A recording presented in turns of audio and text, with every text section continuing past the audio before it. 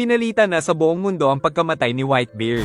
Natuwa ang Navy sa pangyayaring ito, at maging ang mga tao sa Sabaody ay nagdiwang sa pagkasawi ng isa sa 4 Emperor of the Sea. Samantala di kalayuan sa pinangyarihan ng digmaan ay nanunood pala ang 7 pirate ship ng mga nangungunang pirata sa bagong henerasyon. Giit ni Kid na dahil nawala ang isa sa 4 Emperor ay mawawala sa balanse ang mundo. Ipinakalat na din ng mga dyaryo upang makarating pa ang balita sa iba't ibang panig ng mundo, kung saan natuwa ang lahat ng mga nakaalam dito sa iba't ibang lugar. Subalit dahil sa nangyari ay mas tumapang ang mga pirata para hanapin ang One Piece. Sa isang isla sa New World na isa sa teritoryo ni Whitebeard ay nagkaroon ng kaguluhan dahil sa pagkamatay nito. Dumating ang balita kay Sengoku na halos mamatay daw si Magellan sa bogbog ng Blackbeard Pirates kaya nais daw nitong magpakamatay. Kaya pinag-utos ni Sengoku na huwag itong hayaang mangyari. Sa flashback ay inutusan pala ni Blackbeard na magpataya ng mga preso sa level 6 at kung sino ang pinakamalalakas ay sila ang kukunin niyang crew. Kaya nabahala sila sa Sengoku dahil ang 4 na preso na dumagdag sa grupo ni Blackbeard ay siguradong mga elites. Nabahala din ng Fleet Admiral dahil baka makatakas ang mga natirang preso sa level 6, kaya nais niyang kolektahin ang mga pangalan nito para gawing mga wanted. Pero giit ng kasama na ipinag-utos ng world government na ilihim na lang ito para hindi na masaktan pa ang kanilang reputasyon kaya mas lalong nainis si Sengoku. Samantala si Gekko ay pinapahirapan ng mga warlord dahil na rin sa utos ng world government dahil masyado daw itong mahina. Habang nasa ilalim ang submarine ay init na init si Beppo dahil makapal ang kanyang balahibo. Kaya umahan sila para maginhawaan, ngunit nakita niya doon ang ahas ni Boa Hancock at ang Empress na nasa Navy ship na ginawang bato ang mga Marine. Nag-aalala ito sa kalagayan ni Luffy, giit ni Law na ginawa niya na ang makakaya. Nagpapasalamat sila Ivan at mga kasamahan nito dahil sa ginawa ni Luffy ay nakatakas sila sa Impel Down. Ngunit naaawa din sila sa bida dahil namatay si Ace sa harapan nito kaya napaiyak si Boa. Pinilit maglakad ni Jinbei upang magpasalamat sa tulong ni Law. Saka sinabing alam niyang mas malubha ang kalagayan ni Luffy. Giit ni Boa na kailangan nilang dalhin si Luffy sa kanyang isla dahil mas ligtas doon. Dahil sa pagkawala ni Whitebeard ay lumaganap ang karahasan sa mga teritoryo nito kaya naging abala lalo ang mga Marine. Samantala sa islang nasasakupan ni Whitebeard sa New World ay nagkaroon ng kaguluhan dahil sinasakop na ito ng Brownbeard Pirates dahil patay na daw ang may-ari ng lugar. Dumating ang mga tauhan ni Hancock, saka nagpasalamat sila Ivan sa pag-aalaga nila kay Luffy bago sila umalis patungo sa kaharian ng mga queer na pinamumunuan niya. Nang makabalik sa Maiden Island si Boa ay sinalubong siya ng mga kababaihan. Pero nang makita ang mga lalaki ay nabahala ang mga ito. Saka nagpaulan sila ng mga palaso, subalit kinontra ng mga tauhan ni Boa dahil ang mga ito ang tumutulong kay Luffy. Giit ni Granny na bawal pa rin ang mga lalaki sa kaharian nila kahit na ano pa ang dahilan. Kaya nagkasundo sila na sa Pampang na lang muna tumambay sila Law habang ginagamot nila si Luffy. Nagtungo sila sa Pampang pero nilagyan pa rin ng hangganan kung hanggang saan lang sila. Dumating ang mga pagkain at natutuwa din ng mga lalaki kay Afalandra. Ngunit sinabi ni Kaikyo na bawal silang makipag-usap sa kalalakihan. Pero matigas ang ulo nila kaya nagalit sa kanila ang babae. Kinamusta ni Marguerite ang kalagayan ni Luffy kay Law kaya napag-alitan din ito ni Kaikyo. Nag-aalala naman ang mga kapatid ni Hancock dahil hindi pa ito kumakain. Nagising si Luffy sa isang bangungot kaya yumanig ang paligid at tumalon ito patungo sa isla saka sumigaw dahil hinahanap si Ace. Kaya pinipigilan nila ito dahil baka bumuka ang mga sugat pero ayaw magpaawat. Nabalitaan ni Hancock na nagising na si Luffy pero ayaw siyang papuntahin ni Granny upang maging magandang halimbawa daw siya sa nasasakupan. Kaya naghanda na lang sila ng mga pagkain para sa bida. Pero nais pa rin palang magpunta ng Pirate Empress na kilig. Samantala si Luffy ay nakatakas pala sa Law Pirates. Dahil hindi pa rin ito matanggap na wala na si Ace kaya patuloy siyang nagwawala kung saan winasak pa niya ang isang malaking bato. Dumating si Jinbei para bantayan siya. Saka muling napaiyak ang bida nang maalala ang nangyari. 10 taong ang nakalipas ay ipinakita ang isang maliit na village na tinatawag na Windmill Village at sa di kalayuan ay ang Mount Corvo na bibihira ang tao dahil sa mababangis na hayop. Subalit lagi doon sila Garp at Luffy upang mag-training. Ngunit pinapagalitan ni Garp ang apo dahil nais nitong maging pirata. Nagtungo sila sa bahay ni Dadan kung nasaan din ang dalawa pa nitong kasama. Nagmakaawa si Dadan dahil nahihirapan na daw sila kay Ace. Ngunit nais pang ipaalaga ni Garp si Luffy sa kanila. Tinakot sila ni Garp na huhulihin at ikukulong dahil sa mga krimen na nagawa kung hindi din nila aalagaan ang kanyang apo. Simula pa lang ay nagalit kaagad si Dadan kay Luffy nang may magdura sa mukha nito na kagagawan pala ni Ace. Binetukan ng lolo si Luffy para magpakabait dahil dito na raw siya titira. At walang magawa sila Dadan dahil takot sila kay Garp. Hindi pinansin ni Ace si Luffy, kaya sinundan ito ng ating bida sa loob ng bahay, kung saan tinutukan siya ng patalim ng mga bandido. Pero natakot sila nang malaman na apo ito ni Garp. Dumating ang mga pagkain kaya nagunahan ng mga bandido. Maging si Luffy ay nakikipag-away para sa mga karne, pero wala siyang nakuha kahit na isa. Kaya kaunting kanin na lang ang natira sa kanya, ngunit nang hihingi pa ito sa Ale. Sinabi ni Dadan na kuta daw ito ng mga kinatatakutang mountain bandits kaya hindi nababagay ang isang batang paslit dito. Dagdag ni Dadan na kung gusto niyang kumain ng karne ay kailangan niyang magbanat ng buto dahil kaunting kanin at isang basong tubig lang ang ibibigay nila dito. Kagad na pumayag si Luffy kaya nagtaka si Dadan dahil hindi man lang ito umiyak. Giit ni Luffy na sanay siya sa hirap dahil sa mga training ng lolo niya. Sinundan ni Luffy si Ace sa labas dahil hindi na daw galit ang bida sa pangdodora sa kanya kagaya ni Shanks na hindi nagalit nung doraan ng bandido. Ngunit pinatumba lang ni Ace ang isang puno kaya gumulong patungo sa kanya tapos nabangga pa siya sa isang bato. Subalit nakita ni Ace na buhay pa rin ang bida pagkatapos ng ginawa niya. Kaya naman pinalo niya ito ng napakalakas at nahulog ang bata sa bangin. Nagbalik si Ace na maraming dalang pagkain kaya tuwang-tuwa na naman ang mga bandido. Kinagabihan ay nababahala ang dalawang kasama ngunit naglalasing na lang si Dadan dahil siguradong papatayin sila ni Garp dahil nawala si Luffy. Si Ace naman ay iniisip pa rin ang saloobin ng mga tao tungkol sa kanya na anak ng Pirate King. Tapos narinig pa niya si Dadan na sinasabing meron daw Devil's Lock si Ace dahil tatay nito ang Pirate King. Isang linggo ang nakalipas ay nagbalik sa kanila si Luffy. Sinabi ni Luffy na hinabol daw siya ng mga lobo sa ilalim ng bangin pero hindi niya sinumbong ang ginawa ni Ace. Nang itinapon nito sa silid ni Ace ay nakatulog kaagad si Luffy. Kinabukasan ay malakas ulit ang ating bida kaya sinundan niya na naman si Ace. Tapos dinilaan niya pa si Dadan. Pilit na hinahabol ni Luffy ang isa pang bata kaya sinubukan niya rin na dumaan sa mga buwaya.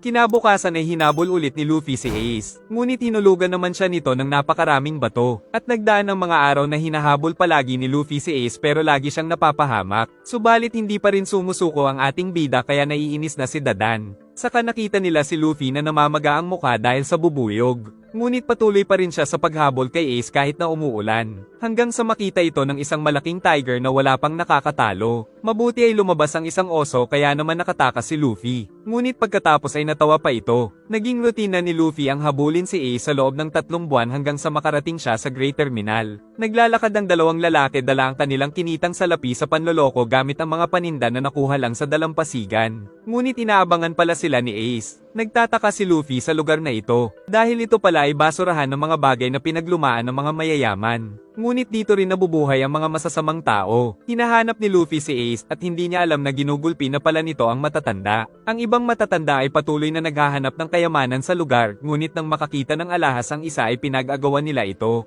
Nagpatuloy pa rin si Luffy sa paghahanap kay Ace. Hanggang sa makita niya itong tumatakbo. Nakipagkita si Ace kay Sabo. Dahil nag-iipon pala sila ng salapi upang magkaroon ng pondo na pambili nila ng pirate ship. Ngunit nabahala sila nang makita si Luffy sa ibaba na nais din daw maging pirata. Kaya naman sinuntok nila ang ating bida dahil maingay ito. Saka itinali nila si Luffy pero nais pa sila nitong maging kaibigan. Ngunit naisipan ng dalawa na patayin ang bida dahil nalaman nito ang sikreto nila. Kaya naman nag-ingay si Luffy dahil ayaw pa daw nitong mamatay. Pero wala naman silang lakas ng loob na pumatay ng tao, ngunit nang magmakaawa si Luffy na wag siyang itapon sa ilog ay ito ang naisip nilang paraan para patayin siya. Subalit dahil sa ingay ay narinig sila ng mga matatanda kaya pakakawalan muna nila si Luffy. Dumating ng resback ng mga pirata na ninakawan ni Ace, kaya napilitang magtago ang tatlo sa damuhan. Subalit nakita nilang nahuli ng mga ito si Luffy. Tapos tinatawag ng bida ang pangalan ni Ace kaya kinabahan sila. Saka sinabi pa ni Luffy na kaibigan niya daw si Ace. Kaya tinanong sa kanya kung nasaan ang mga kayamanan na ninakaw nila Ace at Sabo kaya nabahala ang dalawa na mawala ang pinaghirapan nila. Subalit hindi daw alam ng bida ngunit halatang nagsisinungaling. Kaya dinala na lang siya ng mga ito. Pagdating sa base ay itinali ng mga ito at pinalo ng malaking maso si Luffy. Pero hindi ito namatay dahil sa Devil Fruit. Samantala sila Ace ay nagmamadali sa pagkuha ng mga kayamanan nila. Itinali nila si Luffy at nagsuot ng spike gloves. Ngunit ayaw pa rin umamin ng bida. Kaya naman pinagsusuntok ito ng pirata. Samantala sila ay tumatakas na dala ang kayamanan nila. Naghahanap pa rin ng mga pirata kaya nalaman ni Sabo na hindi pa rin sinasabi ni Luffy kung nasaan ang base nila. Kaya naman nagpunta ito kay Ace dahil siguradong tino-torture si Luffy pero pinoprotektahan pa rin ito ang sikreto nila. Samantala naiinis na si Captain Blue Jam dahil late ang pagbibigay ng kayamanan sa kanya. Samantala nagmamadali na si Damulag na mapakanta si Luffy dahil naghihintay na si Captain Blue Jam sa kayamanan na ninakaw ni Ace. Ngunit nang maawa ang isang pirata ay binanatan din ito ni Damulag. dahil sila daw ang papatayin ni Captain Blue Jam pag hindi na ibigay ang kayamanan. Samantala ang mga tao sa labas ay wala ring magawa dahil hindi sakop ng batas ang lugar. Ayaw pa rin umamin ng bida kaya galit na si Damulag. Kaya kinuha nito ang espada para tapusin si Luffy, ngunit dumating sila Sabo at Ace para iligtas ito. Pinalo ni Ace ang isang pirata sa pagmumukha. Saka sinugod ni Ace si Damulag pero nahuli siya nito. Tumulong si Sabo para mabatiwan si Ace. Saka matapang itong kinalaban ni Ace habang si Sabo naman ay kinuha si Luffy. Ngunit ayaw tumakas ni Ace dahil hindi daw siya isang duwag. Nagbabala si Damulag pero matapang talaga si Ace. Kaya tutulong na rin si Sabo. Ngunit naputol ni Damulag ang sandata ni Ace, at pinanood ni Luffy kung paano lumaban ng dalawa sa matanda. Pagsapit ng gabi ay nakita ni Captain Blue Jam ang sinapit nila Damulag.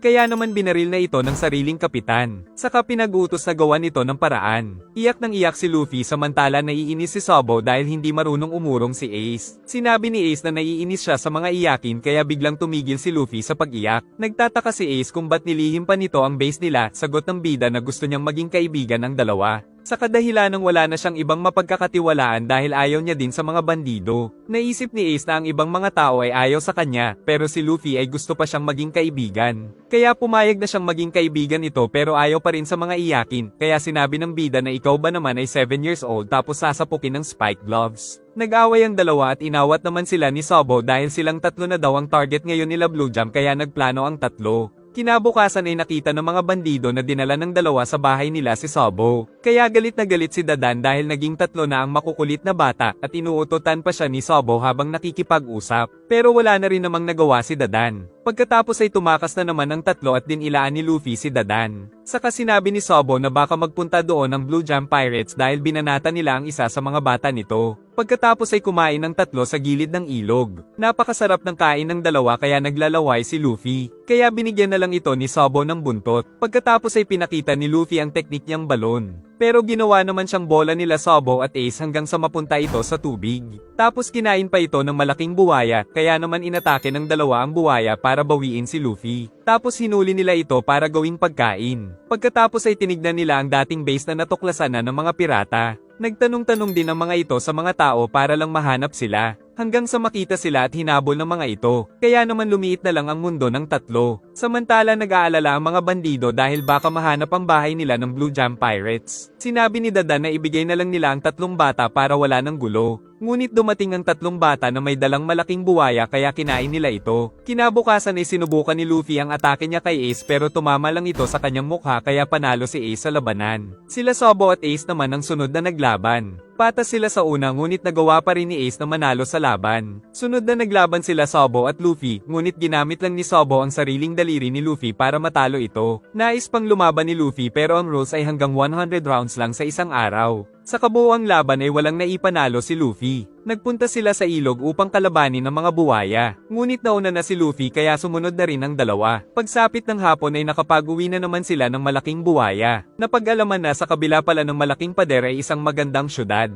At tuwing may tinatapon doon ay nag-uunahan ng mga tao na maghanap ng may pakinabang na gamit. Ngunit pinapayagan din ng mga tao mula dito na pumasok sa syudad upang magtinda ng mga gamit. Sinabi ng isang lalaki na magtitinda daw siya ng balat ng buwaya kaya nakapasok na ito. Ngunit pagpasok ay kailangan mo munang dumaan sa isa pang mapanganib na lugar kung saan namamalagi ang mga tulisan. Pinigilan ng mga ito ang lalaki, ngunit pinalo lang nito ang holdapper. Pagtanggal ng takip ay ang tatlong makukulit na bata pala ito, kung saan magkakasama nilang binanata ng mga matatanda. Kalaunan ay nagtungo pa ang tatlo sa mas mayaman na parte ng syudad. Napapansin na ng mga tao ang tatlo dahil sa paglalakad nila. Nagpunta sila sa isang resto upang gamitin ang perang pinagbilhan ng buwaya pero ayaw silang payagan ng bantay kaya pinakita ni Sabo ang tanda na isa siyang maharlika. Dahil dito ay nakakain ng napakasarap na ramen ang tatlo dahil nasa VIP room sila. Umorder sila ng napakarami kaya pagod na pagod ang waitress. At nakita pa nito na humahaba ang kamay ng guest nila. Nagsumbong ito sa manager at pagbalik ay nakitang tatlong bata pala ang customer. Kaya tumalon sila mula sa bintana. Ngunit nakaligtas mula sa pagkahulog. Nakita sila ng mga tao ngunit walang pake ang mga ito. Nakita ng isang lalaki si Sabo kaya pinapauwi na siya nito. Pero hindi ito pinansin ng bata kaya nagpatuloy sa pagtakbo. Kaya naman tinanong ng dalawa kung ano ba talaga si Sabo. Inamin nito na anak siya ng isang maharlika at tatay niya ang nakakita sa kanya kanina. Tinanong ni Ace kung bakit siya umalis sa syudad. Kaya naalala ni Sabo noong sinabi ng mga magulang na kailangan niyang mag-aral ng mabuti para makapangasawa ng mas mayaman at mas secured ang future nila. Isang araw ay nagkaroon ng problema sa business ang ama kaya napunit nito ang drawing ni Sobo. Sa labas ay inaalipin din si Sobo ng isang bata na mas mataas ang pagkadugong bughaw sa kanya. Pero tinanggihan niya ito kaya naglabas ito ng patalim at sumugod. Ngunit sa huli sinampal pa siya ng sariling ina dahil mas mataas ang lahi ng bata na nang away sa kanya. At ito ang sinabi ni Sobo na dahilan sa dalawang kaibigan kung bakit siya lumayas. Sa kanya niyaya ang dalawa na maging mga pirata balang araw kasama niya dahil nais niyang maging malaya. Ngunit di naman sila magkasundo dahil lahat sila ay nais maging captain. Pagsapit ng hapon ay uminom ang tatlo ng alak upang ganap silang maging magkakapatid kahit na hindi sila magkakadugo. Kinabukasan paglabas ni Dadan ay nahuli siya sa trap na ginawa ng tatlo. Pati ang isa ay nahulog din. Samantala ang tatlo ay pumasok sa teritoryo ng isang gang at matapang nilang kinalaban ang mga ito. Ngunit kapag dumating na ang mga pulis ay tumatakas na sila. Pag-uwi nila ay naiinis si Dadan ngunit binato lang siya ng isang deer para sa hapunan. Kaya naman takam na takam ang lahat at nag-agawan sa masarap na karne ng hayop. Pati si Dadan ay nadadamay sa pag-aagawan nila. Tapos tinapon sila ni Dadan sa paliguan dahil ang babaho na daw. Naiinis si Dadan dahil palagi silang naglilinis ng matindi pagkatapos ng hapunan. Napakalinis na ng lugar ngunit lumabas ang tatlo kaya nadumihan na naman kaya inis na inis ang babae.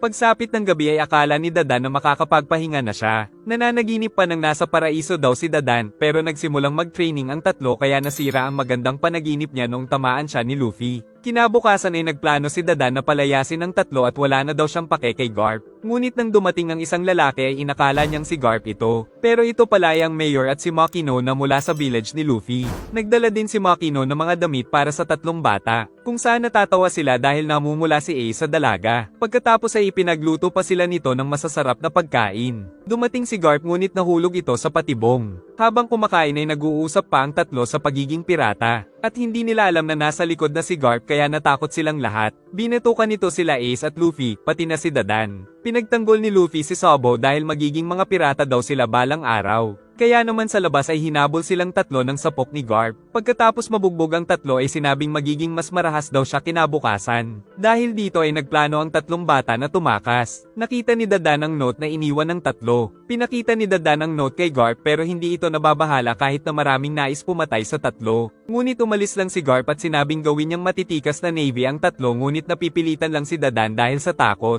Nang umulan ay pumasok sa malaking ugat ng puno ang tatlo. Saka nagbago ang isip ni Dadan kaya ipinahanap niya ito sa mga kasama. Samantala mahimbing na natutulog ang tatlo. Pagtila ng ulan ay hinahanap na sila ng mga bandido. Nagplano ng kanilang base ang mga bata at kinukuha nila ang lahat ng mga materyales sa Great Terminal. Tapos tulong-tulong din sila sa paggawa ng kanilang base sa itaas ng puno. Samantala hinahanap pa rin sila ng mga bandido sa utos ni Dadan. Ang ginawa nilang disenyo ng base ay tulad ng sa isang pirate ship at nilagyan nila ito ng flag na may mga initials nila. Pagkatapos ay namangha ang tatlo sa napakagandang tanawin sa itaas. Saka naglaro pa sila na kunwari ay ganap na silang mga pirata, kung saan nakita nila ang barko ng Blue Jam Pirates. Tapos sa imagination ay sama-sama silang nakipaglaban sa mga ito hanggang sa magwagi. Labis na tuwa ang nararanasan ng magkakaibigan at sa ibaba ay nakita na rin sila ng mga bandido. Nakarating kay Dadan ang balita na gumawa sila ng base sa gubat. Kaya pagsapit ng gabi ay nagpunta si Dadan para siguruhing ligtas sila. Lalagyan niya sana sila ng kumot pero nabitag naman ang babae kaya tinamaan ng malaking maso. Kaya naman sinumpa sila ng babaeng bandido. Nagsimulang manghunting ang magkakapatid ng isang panda na mukhang polar bear.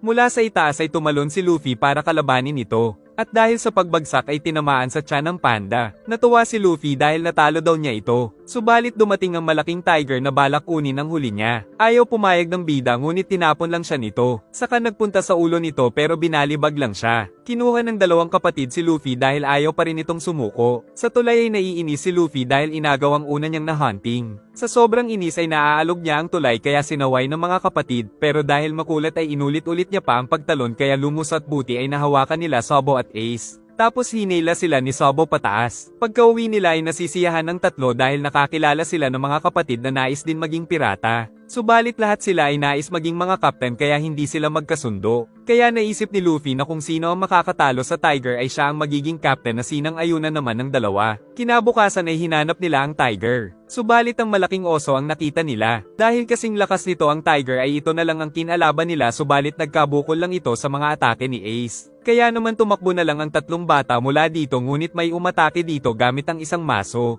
Saka dumating ang matandang naghagis nito, ngunit muling sumugod ang oso pero matapang nitong hinarap saka gumamit siya ng teknik kaya tumigil ang mabangis na hayop. Tapos inutusan niya itong umalis, kaya naalala ni Luffy na ganito din noong niligtas siya ni Shanks. Habang nagluluto ay nalaman nilang si Nag-Uri pala ay dating captain sa isang pirate ship. Di daw makapaniwala si Sabo dahil sa pamumuhay ni Nag-Uri sa Great Terminal ay kinakawawa lang ito. Giit ni Luffy na hindi daw talaga mahilig sa away ang mga captain tulad ni Shanks. Tinanong ni Ace kung anong ginagawa ng isang dating kapitan sa lugar na ito. Sinabi ni Nag-Uri na tinalo daw kasi sila ni Gold Roger kaya naghiwa-hiwalay ang kanilang grupo. Umalis si Ace nang marinig ang tungkol sa kanyang ama dahil galit siya dito. Si Luffy naman ay nais magpaturo sa matanda kung paano lumakas. Nalaman ni Luffy mula kay Sabo na tatay ni Ace si Gold Roger, pero wag daw magtatanong si Luffy tungkol dito dahil siguradong magagalit si Ace. Ngunit pagpasok nila sa base ay sinabi pa rin ni Luffy na tatay pala ni Ace si Roger dahil madaldal ito. Tapos sinabi pa ni Luffy na si Sabo ang nagsabi sa kanya kaya sinapok sila nito pareho. Giit ng dalawa na wala daw dapat secret sa magkakapatid pero naiinis pa rin si Ace. Kaya naman magdamag nilang tinukso si Ace sa tatay nito. Dahil dito ay galit na sila sa isa't isa. Samantala ang tatay ni Sabo ay ipinapahanap pa rin ang anak. Ngunit balak ng mga ito na patagalin muna bago nila ito hanapin para magbayad pa ito ng mas malaki sa kanila. Samantala nabasa ni Dadan sa dyaryo na bibisita daw ang isang celestial dragon sa Goa Kingdom.